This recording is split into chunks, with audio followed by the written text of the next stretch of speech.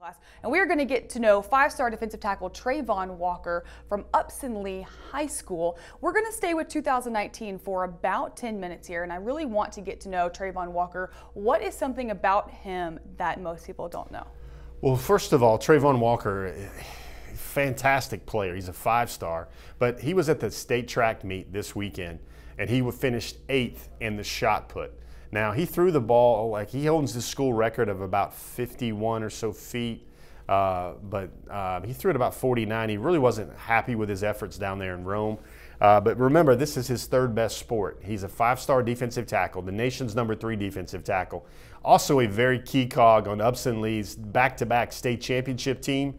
They've won 64 straight games. He was good for about 15 points, 10 boards, and about 4 blocks per game as one of the spark plugs on one of those back-to-back state championship teams. Travon Walker is a very mature young man. It's funny, when I talk to him and his family in Rome at the state meet, he's almost like the guardian to his parents. He's like, what time are you getting home? When are you going to be there? I'm going to wait up for you. I'm going to make sure. You got your phone? Is it charged up? Very mature guy. And it's funny, he's thinking about taking a beach trip this summer, but his parents are going to allow him to do that because they know the guys he's going with. One of those is former teammate David Marshall. That's a possibility. And they know David's got his head screwed on right and Travon's got his head screwed on right, so that's all good with them.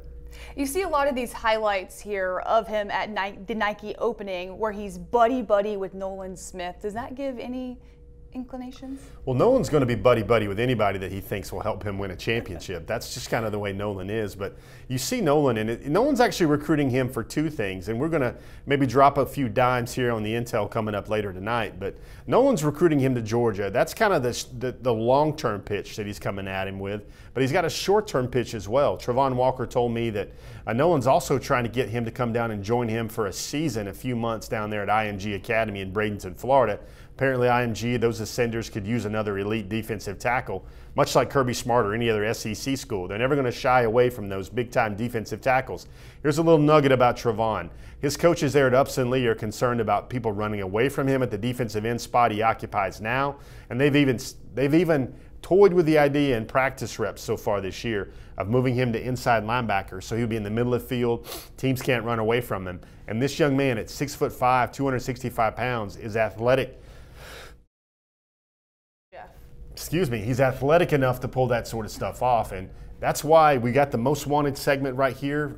We're second half of this tonight, Hannah, and we're just going big time on Travon Walker because I think he is the #1 most important remaining target for Georgia in the 2019 class. Willie Gray Jr. said, what's the percentage that Popo flips to Georgia? Maybe Travon Walker helps that out. Drew Roman comes in, he says 98%. What are your thoughts on that? Well, I'm going to stick to this. I've always felt my information and just my read on the Owen Pappoe situation is, I think Owen Pappoe, unless something seismic changes with Auburn and the way he views that school, I think that commitment's going to stick. And I think you're going to see Georgia just find themselves pretty happy with J.D. Bertrand and Tresman Marshall on the inside. Of course, they're not going to turn away an Owen Pappoe.